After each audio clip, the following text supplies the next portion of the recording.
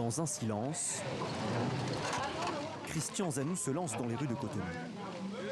On roule simplement, quoi. C'est bien confortable.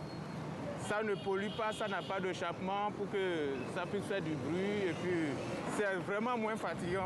Depuis 2 mois, ce mototaxi est au guidon d'une moto électrique. Ce véhicule tout nouveau au Bénin est commercialisé depuis mai dernier dans le pays.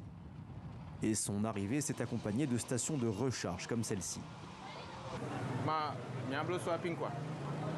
Pour 1000 francs, la batterie vide est remplacée par une nouvelle. Pas besoin de rentrer chez soi pour trouver une prise. Quand tu vas le charger à la maison, ça va prendre du temps. Il faut attendre au moins minimum 4 à 5 heures du temps avant de recharger ça. Alors que si tu viens ici, en moins de 2 minutes, on t'a déjà changé ta batterie et puis tu peux déjà commencer encore à travailler. C'est comme faire le plein d'essence. Voilà, tout à fait. Et c'est parti pour 70 km d'autonomie.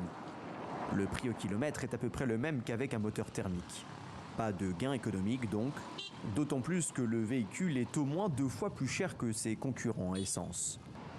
Mais l'entreprise qui espère révolutionner le marché des mototaxis mise sur l'argument écologique et promet un entretien moins coûteux. Et dans ses magasins, elle vend un véhicule spécialement étudié pour le marché africain. Donc comme vous pouvez le voir, en fait, les roues sont beaucoup plus larges. Vous voyez, la longueur en fait, du siège est beaucoup plus importante parce que parfois on voit sur les marchés africains qu'on peut avoir 2-3 passagers en fait, sur la même moto.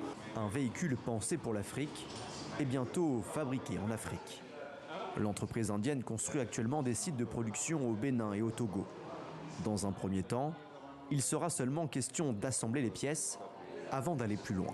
Petit à petit, nous allons créer l'écosystème en fait, de développement, de recherche et développement en fait, dans les 2 pays pour pouvoir atteindre à horizon 5-7 ans en fait, une fabrication complète sur les territoires béninois et togolais. C'est vraiment une volonté de transfert de compétences et de montée en compétences des équipes locales.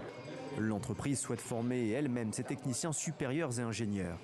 Elle prévoit déjà de les envoyer plusieurs mois en Inde. À leur retour, ils participeront à la naissance d'un nouveau secteur dans leur pays.